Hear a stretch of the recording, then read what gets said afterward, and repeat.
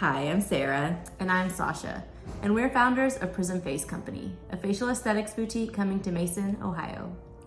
When we first started conceptualizing our business earlier this year, we realized we were working really hard, but not very smart. And so we decided to reach out to Terri Ross because she has a great reputation as being a leader in this industry.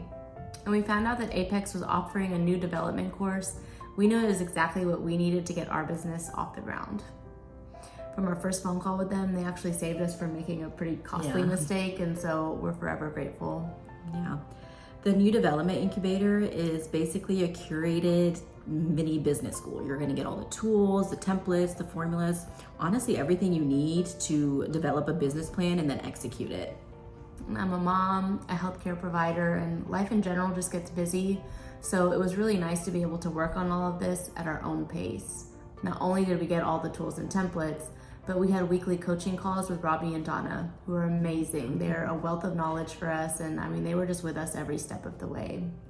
Yeah, one of our core values as a practice really is to do everything with excellence. And that means the people we work with, the companies, we really want to work with the best of the best, and APX really fit that bill for us.